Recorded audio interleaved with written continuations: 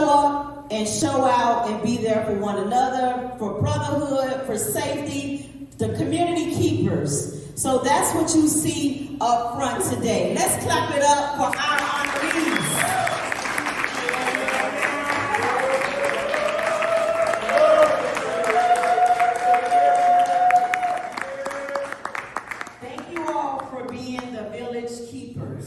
I want to thank Ms. Joey of Collective Sisterhood in the back, who came here yesterday and today. Most importantly, they are leading their families and their communities with love. So we're gonna, again, honor you all today. Our speech's title is Made in the Image of God. So when Ms. Akins came to me to speak, I actually, I had to pray as always, God, what would you have me to say? And that's the first thing that came to my mind, made in the image of God. And I'm gonna first start by referring to the scripture in Genesis. Tell us, so God created man in his own image. In the image of God, he created them male and female, he created them. There's a weight that a lot of men carry that's rarely acknowledged. You're expected to lead without stumbling, provide without complaint, protect without fear, and preserve without rest. But we want to speak to your spirit today to remind you that you are more than your responsibility. Most importantly, they are leading their families and their communities with love. So we're gonna, again, honor you all today. Our speech's title is Made in the Image of God. So when Ms. Akins came to me to speak, I actually, I had to pray as always, God, what would you have me to say? And that's the first thing that came to my mind, made in the image of God. And I'm gonna first start by referring to the scripture in Genesis. Tell us, so God created man in his own image. In the image of God, he created them male and female, he created them. There's a weight that a lot of men carry that's rarely acknowledged. You're expected to lead without stumbling, provide without complaint, protect without fear, and preserve without rest. But we want to speak to your spirit today to remind you that you are more than your responsibility. Miami-Dade County, Eugene E. Clapp grew up in the Liberty City section of Miami, a product of Miami Central Senior High School. Two people. That's awesome. Two rockets in here. Clapp has been quietly working behind the scenes in both Miami-Dade and Broward counties to help communities by working to foster excellence in both young and old alike. For 16 years, Clapp was involved in the educational arena in both Miami-Dade and Broward counties, working primarily with at-risk youth.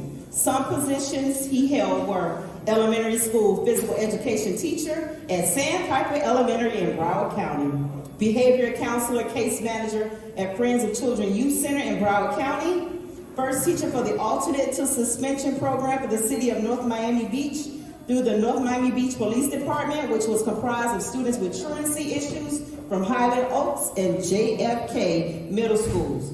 Site director in Miami Gardens, Carroll City, for Ombudsman Educational Services, and accelerated alternative high school program that, in association with the Miami-Dade County Public School System, provided an alternative for students from Miami Carroll City Senior High who benefited from a smaller, non-traditional environment in the quest to graduate from high school.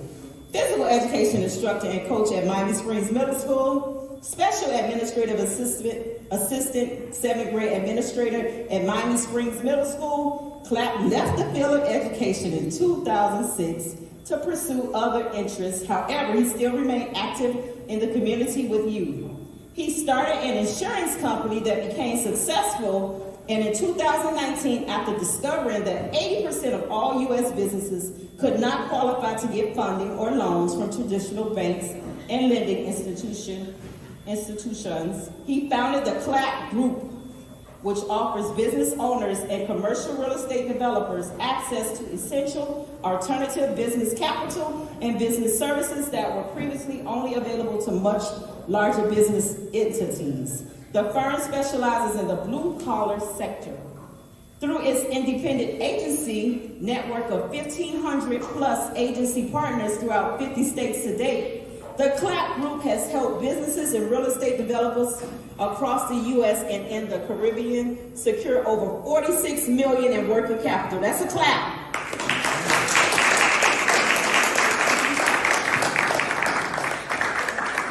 Clapp is also currently the Economic Development Committee chairperson for the South Dade chapter of the NAACP and is working hard with other entities in the South Dade communities from Florida City to Flagler Street to foster business opportunities and growth for minorities to facilitate bona fide economic impact in the region. This is how you be a village keeper. And as my mom, Annie Will Akins, and Nate enters the building, let's clap it up for my mom.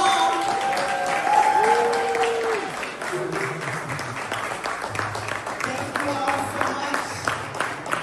My mom has been through a lot. His childhood dream of playing professional basketball overseas for 8 years. So, Guy is a world traveler. He played in Portugal, France, and he just earned his bachelor's degree during COVID. He earned a bachelor's. Yeah,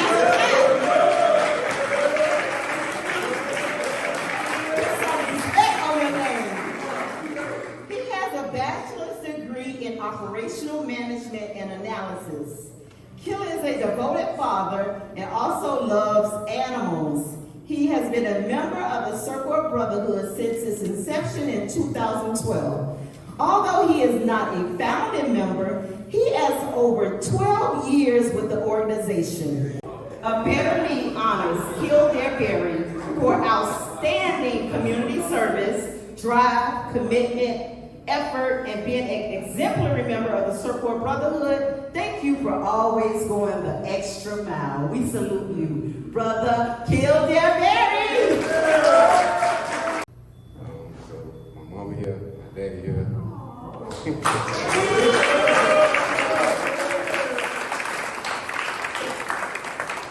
here, one of my sons, one of my daughters, one of my grandbabies. I got a few children and grandchildren. I say I take it from my daddy. But they say one of the highest honors that you can do is to care for somebody that cared for you. And all of them cared for me. So I'm just giving back what they instilled in me. Amen. And I got over 200 new brothers. I got another daddy, Leroy. I got old brothers older than me, some younger than me, but it's a level of respect that we have for each other and for the things that we do. And without them, I couldn't do what I do because with them, I found my purpose. So nobody gives us a chance sometimes. We're an afterthought. We're marginalized.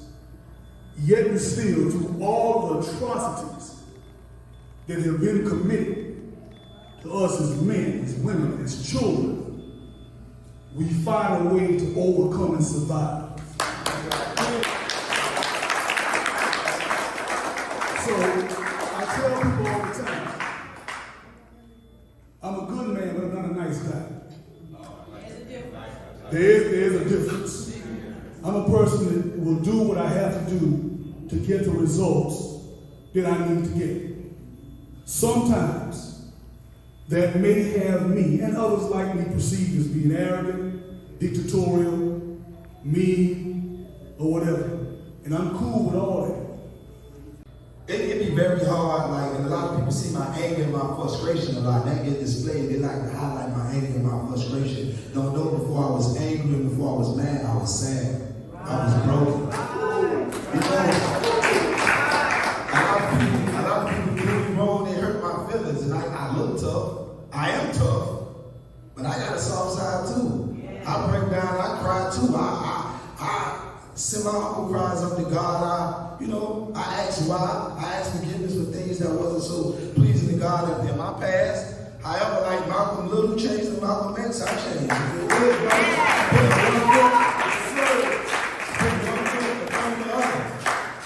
And it has been bittersweet. Like I heard you say, big brother Killer, your father president, and then you brought up your son.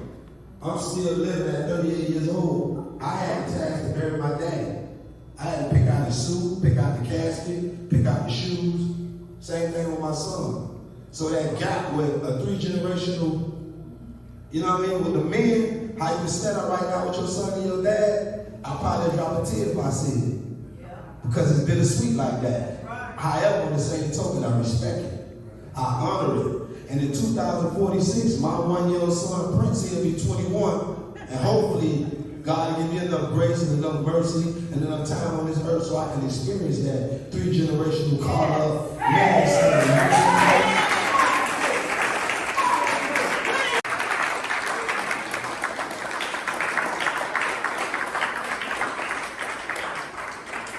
We looking sharp today.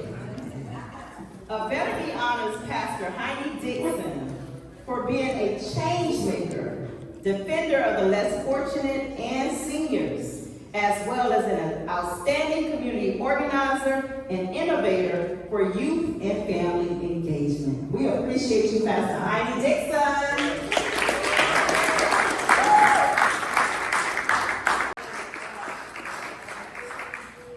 Every honoree up here is doing amazing jobs in the community. Is doing amazing jobs in the community.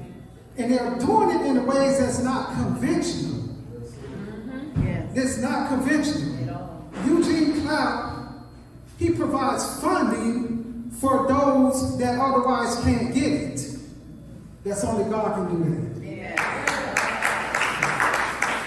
My company that I founded, I love to give jobs to the ones that they say, no, we're not hiring you because of your background. Yes. When they say no, I say yes. That's what I do. When I look at my brother Carter over here, God is blessing him. And it's not conventional.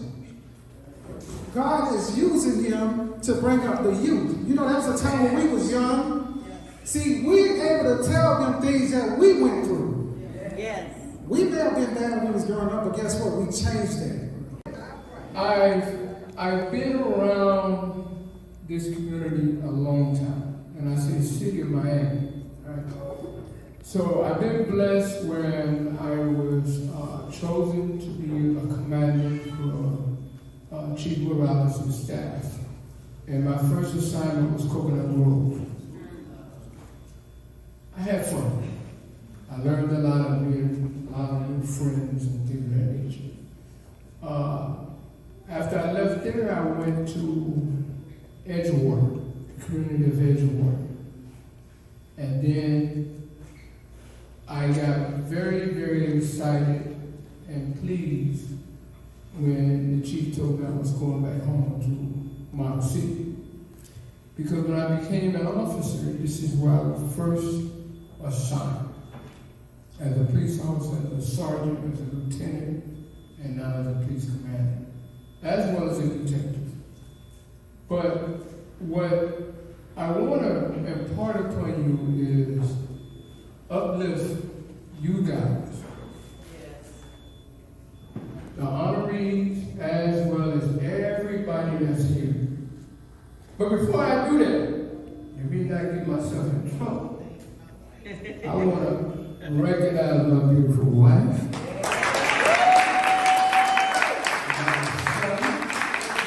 Nigil was more than a brother, father, uncle, or friend. He was a mentor to all.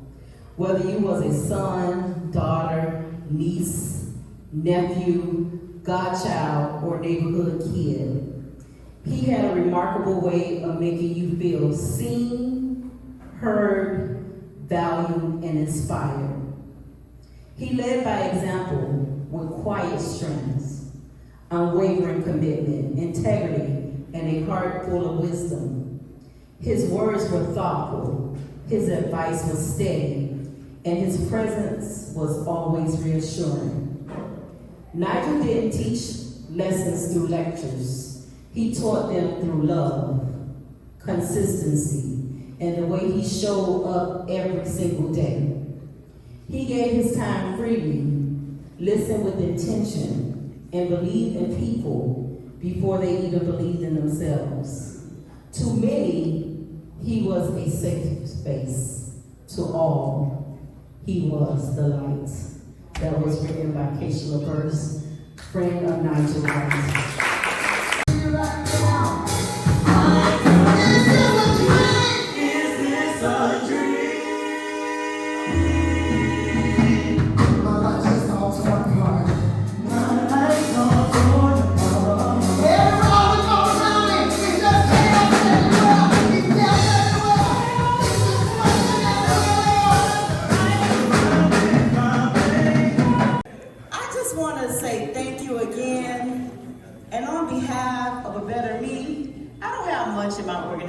But I wanted to just give you a token of appreciation for allowing space. It's the thought that counts, right?